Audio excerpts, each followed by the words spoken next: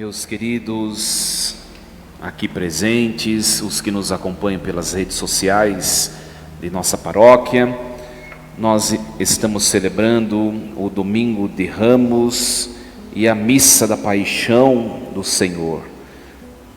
Muito comumente nós falamos errado a Missa de Ramos. Na verdade, é a celebração primeira que é Ramos. A missa é a missa da paixão do Senhor e não de Ramos, né?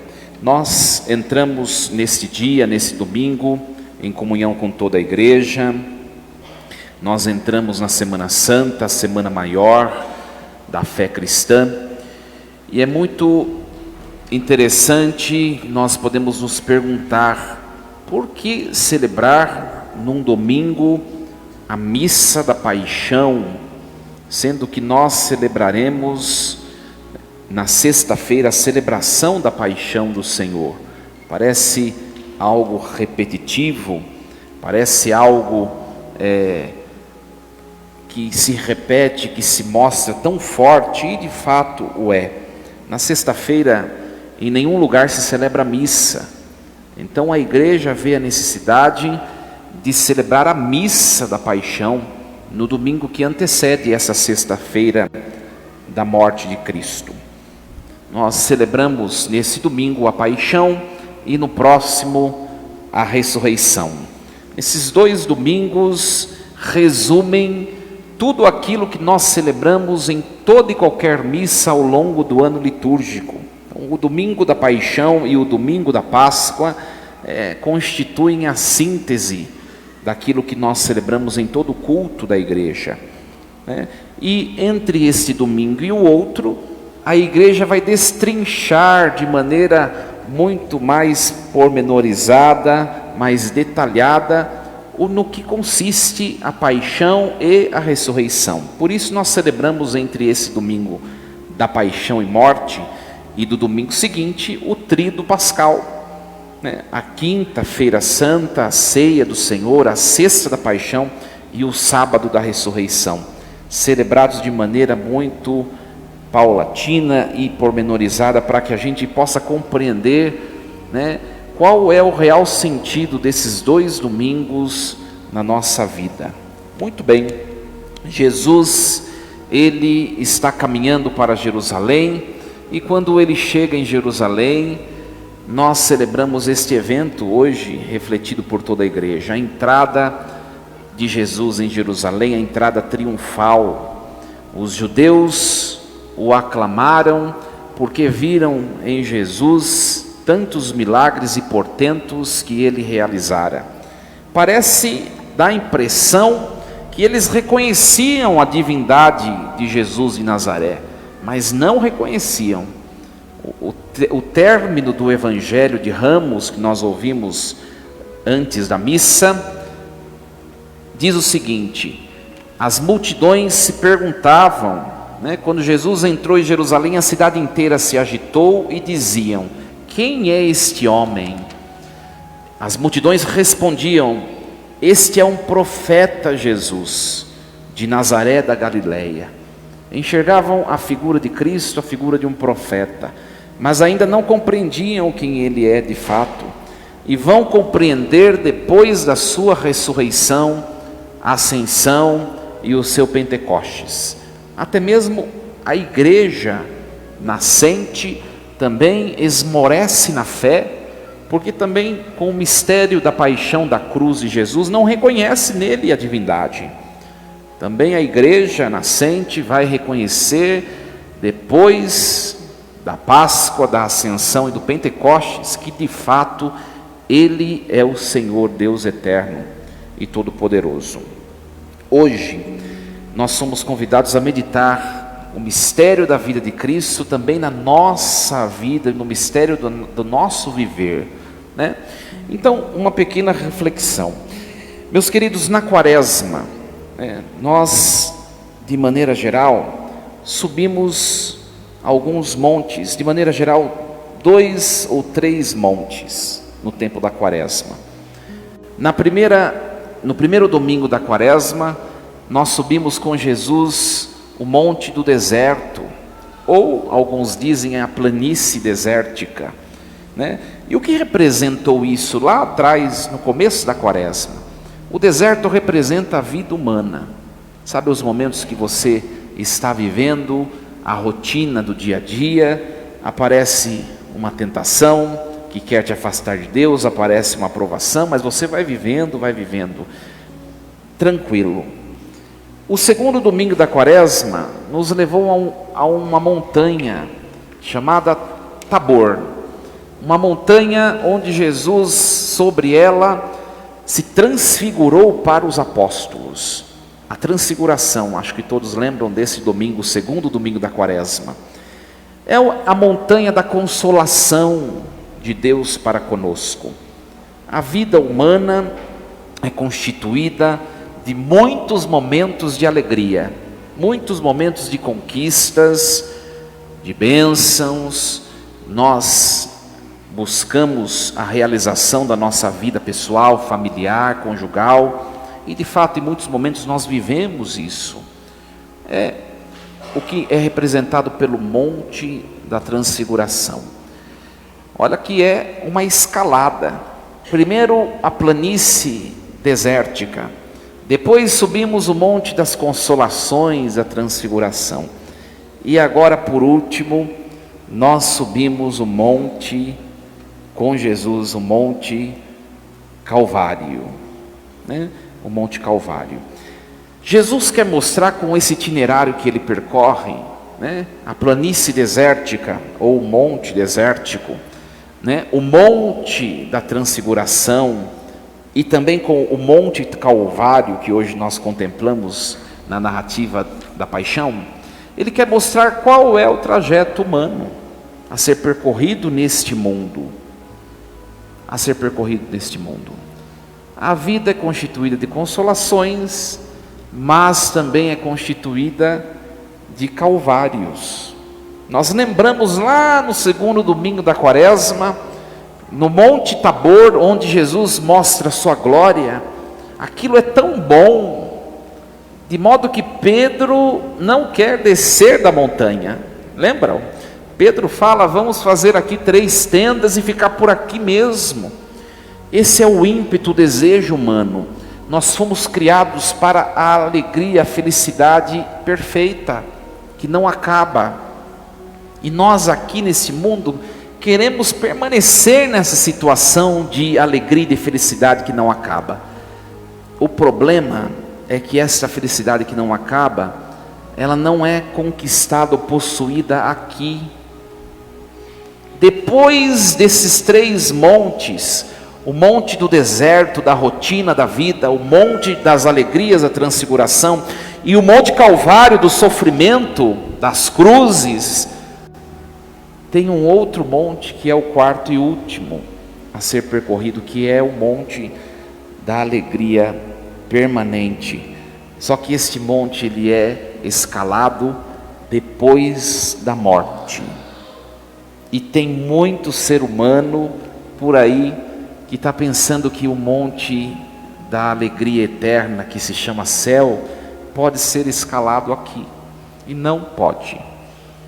Então hoje nós devemos levar com essa missa da paixão do Senhor a certeza de que nós temos transfigurações, mas também nós temos calvários a serem enfrentados.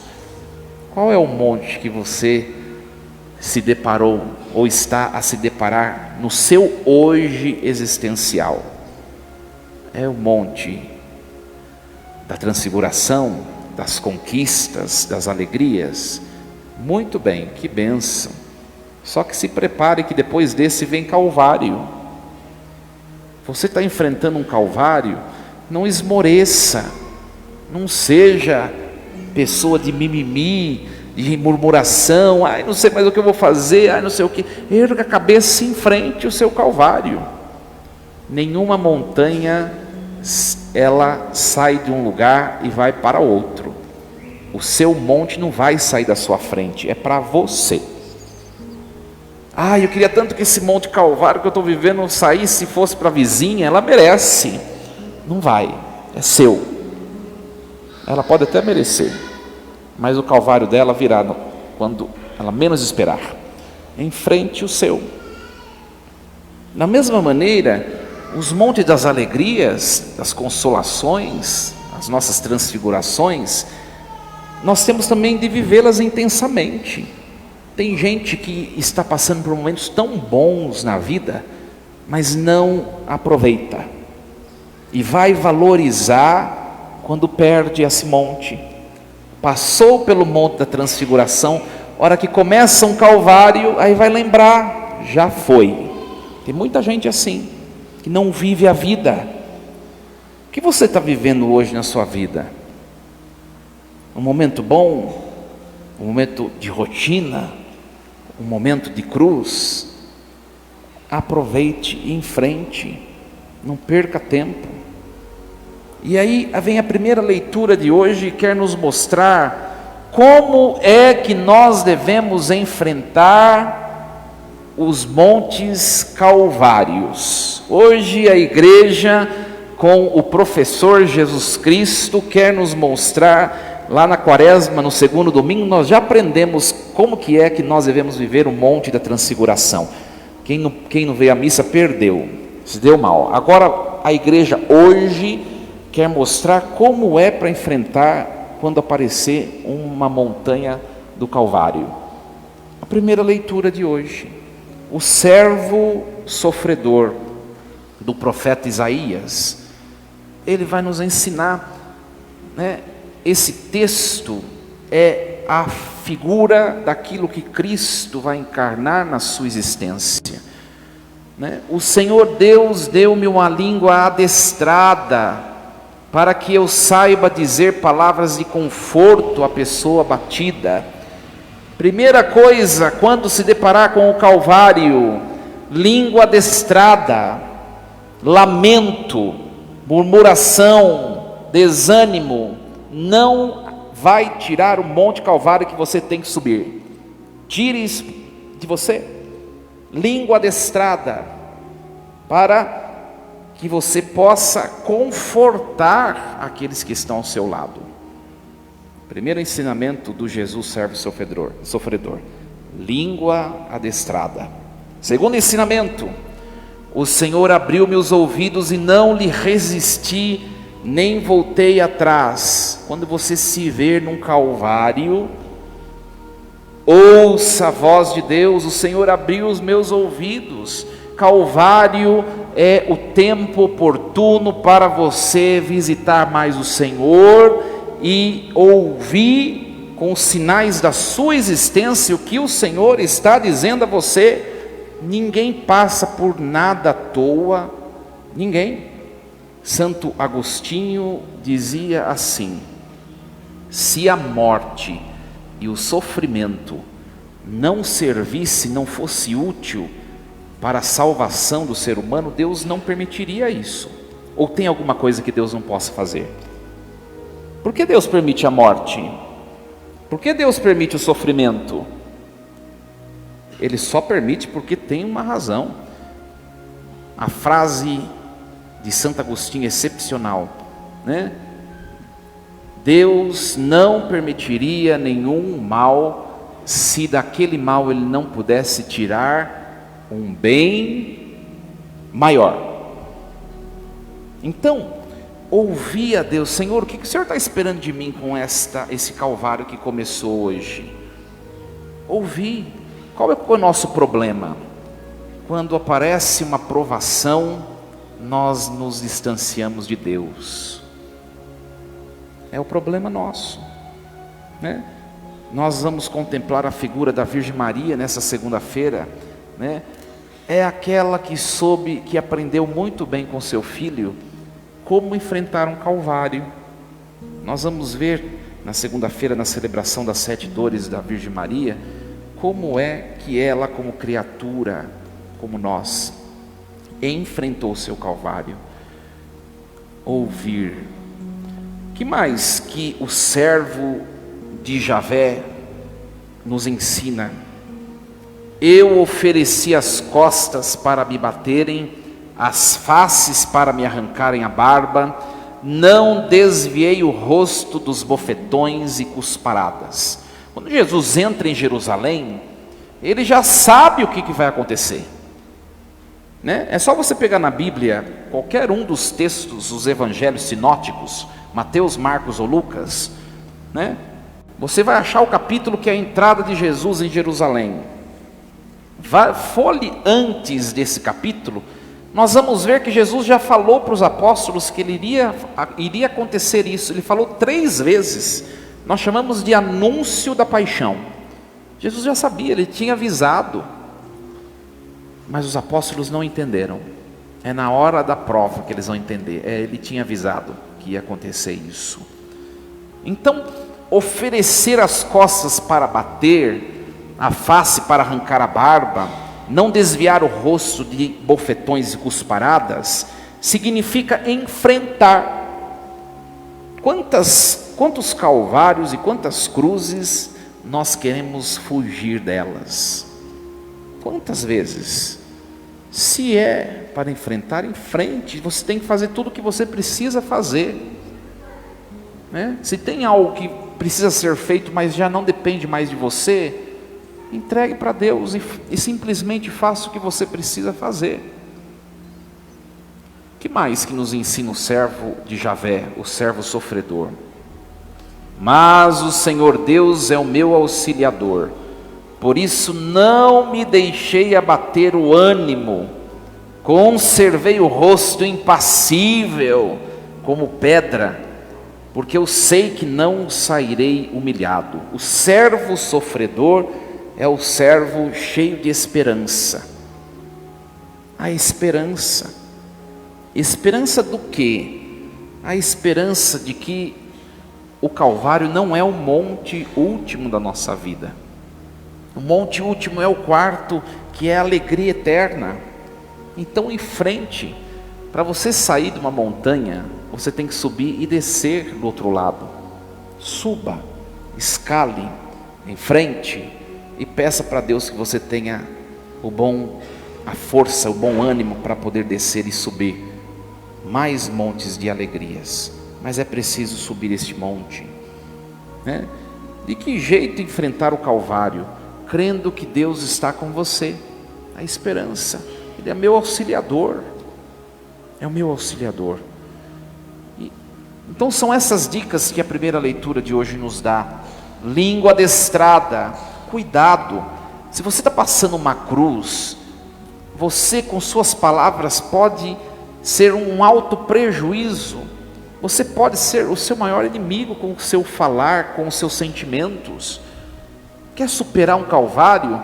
Encha-se da fé, da alegria que vem de Deus. Adestre sua língua, né? Eu sempre falo isso. Se você quer ver quem é o seu maior inimigo, pode ser que esteja sendo você mesmo. O que você tem falado? Quais são suas palavras? De fé, de alegria, ou pensamentos negativos, pensamentos de derrota? Não precisa de vizinhos inimigos, não. Às vezes pode você mesmo estar sendo o seu próprio inimigo. E aí nós olhamos a figura de Jesus, né? Está tampado, está coberto. Me perguntavam mais uma vez nessa semana, qual o sentido de cobrir as imagens no 5º domingo da Quaresma até o sábado da vigília da Páscoa? Tem vários sentidos.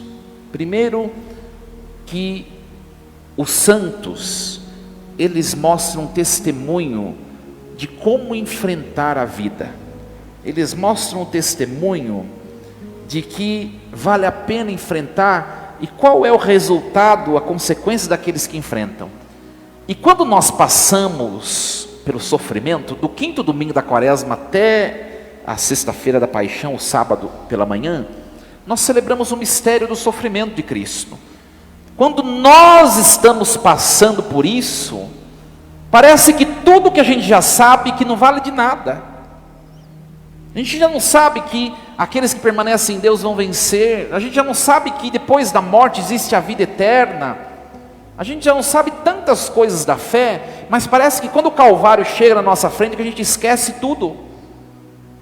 A igreja, cobrindo as imagens, retrata uma experiência que nós temos diante do sofrimento. Tudo se cobre, nada para nós é testemunho. Qual outro significado de vestir as imagens e cobri-las? O mistério da cruz, ele não pode ser compreendido por completo. Tem sofrimentos na sua vida que você entende o porquê, Eu sempre dou o mesmo exemplo e vou dar de novo, A pessoa fuma a vida inteira que nem uma caipora, um trem-bala. Aí fica com câncer no final da vida e pergunta para Deus ainda, por quê? Ela já sabe o porquê, não precisa responder. Mas tem outros sofrimentos na nossa vida que a gente não entende o porquê. E vai ser assim, porque o mistério da cruz, ele é velado, mas nós devemos levar a certeza de que esse mistério daquilo que a gente enfrenta na vida, ele vai ser desvelado. Se não for nessa vida, vai ser na outra. Mas tudo tem uma razão, um sentido. Você está enfrentando alguma coisa na sua vida difícil? Tem algum sentido que você está enfrentando. Nós não podemos ter em nós uma visão deísta. O deísmo é uma filosofia que diz o seguinte: Deus criou o mundo inteiro, toda a obra da criação, e deixou para lá, e está sentado numa rede tomando água de coco para ver o que vai dar. Isso não é a visão cristã. O deísmo não é a visão cristã. Pelo contrário, se você sofre, Ele está sofrendo junto com você. É o que nós experimentamos hoje, na segunda leitura da carta aos Filipenses, Paulo vai dizer o quê? Jesus Cristo, que existia em condição divina, Ele não fez o seu ser igual ao Pai uma usurpação, mas Ele esvaziou-se de si mesmo, assumindo a condição de escravo, tornando-se igual a nós. O que quer dizer todas essas palavras de Paulo? Deus é eterno, ilimitado, infinito, incomensurável, mas Ele não nos abandona pelos nossos pecados ao sofrimento. Ele, que é ilimitado, incomensurável, Ele se comprime tanto, Isso chama-se kenosis, O que é kenosis? É a compressão do que é infinito. Ele se comprime tanto, quando Ele consegue entrar num corpo humano que é tão pequeno perto da sua divindade, Ele vem visitar a terra. A compressão, o kenosis, a humilhação, o rebaixamento de Deus, que entrou no tempo, no espaço e tomou um corpo humano. Para quê? Para viver tudo o que a gente vive, Na sexta-feira santa, na celebração da paixão, a homilia já está pronta já. Nós vamos meditar o que Jesus passou na subida do Calvário. Ora, Deus infinito se tornou humano para viver e experimentar o que nós vivemos. Qual que é a diferença de nós cristãos com o judaísmo, o islamismo? Porque eles têm um Deus um Deus que é distante deles. Nós não, nós temos um Deus que se comprimiu, se tornou um de nós, para falar para nós assim: eu sei o que você está passando, eu sei o que você está passando. Mas o amor de Deus é tão grande, Na encarnação, aquilo que nós celebramos nesse 25 de março, o Deus que entrou no ventre da Virgem Maria. Imagine nós, minha gente, o ilimitado, o infinito, o grandioso, aquele que fez todo o universo, adentrou-se no ventre de uma mulher frágil, pequena. É um rebaixamento, uma humildade tremenda. Mas ele não parou por aí ainda. O amor de Deus, ele não para, porque quem ama vai até as últimas consequências. Não bastou essa humilhação quenótica, ele ainda falou para seu filho: você vai ter que morrer para essa turma, que é o que nós celebramos hoje. Morreu, derramou até a última gota de sangue em nosso benefício. Ontem, na porta da igreja, a esposa do João Scaravelli ficou escandalizada, né? Uma mulher na frente perguntou: padre, na porta da igreja, né? O que aconteceria se Jesus não tivesse morrido por nós, né? Uma fila imensa querendo sair, e a mulher fez a pergunta, né? Ficaram tudo empacado na porta. Eu falei: você ia para o inferno e eu também. A esposa do Scaravelli ficou: ai, credo, padre. Eu falei: e dê graças a Deus que você nasceu depois da morte de Cristo, porque Abraão, Isaac, Jacó, Moisés, Noé, os patriarcas, todos foram para o inferno, homens santos, porque sozinhos nós não vencemos, sozinhos não há vida. Tem muita gente por aí pensando que vai levar a vida e vai conquistar a felicidade por conta própria sem Deus. É uma ilusão. Pode até ir bem no começo. Casamento sem Deus vai bem no começo, vai acabar. Relação paternal filial sem Deus vai bem no começo, vai empacar, vai ter problema. Tudo, não existe nada que nos leve ao céu sem Deus. Todos esses patriarcas foram para os infernos, e nós vamos cantar na vigília da Páscoa o pregão pascal, que diz isso. Jesus, depois da sua morte, às 3h da tarde daquela sexta-feira, ele, quando sua alma se desprende do seu corpo, ele desce nos infernos para buscar os santos que não conseguiram o céu sozinhos. Ele desce nos infernos. Por isso, meus queridos, hoje nos alegremos pelo mistério da paixão de Jesus. Percebamos que tudo o que ele está vivendo é o que nós vivemos, e configuremos, entreguemos nossas cruzes a ele, porque ele sabe bem como lidar com ela, com a morte. Ele venceu a morte, a cruz, o demônio e todos os inimigos, e nós assim também o venceremos. Que Deus nos ajude a crer nisso. E olha, o amor de Deus, ele não para ainda. Não bastou entregar seu filho lá para derramar o seu sangue. Ele instituiu a igreja para que a igreja atualizasse aquele sacrifício cruento em todo culto eucarístico. O que nós celebramos na missa? Aliás, nós vamos celebrar agora na liturgia eucarística. O que? Nós celebramos o que nós estamos celebrando de maneira grandiosa nesse domingo e no outro: o sofrimento, a morte, a dor, mas a vitória de Jesus nosso Senhor. Evidente que de maneira incruenta. Então, nos unamos a Ele, nos unamos, entregue sua cruz à cruz dele, e Ele vai te ajudar a carregar, com toda certeza. Assim seja. Amém. No instante de silêncio, coloquemos a palavra de hoje na nossa vida, no nosso coração.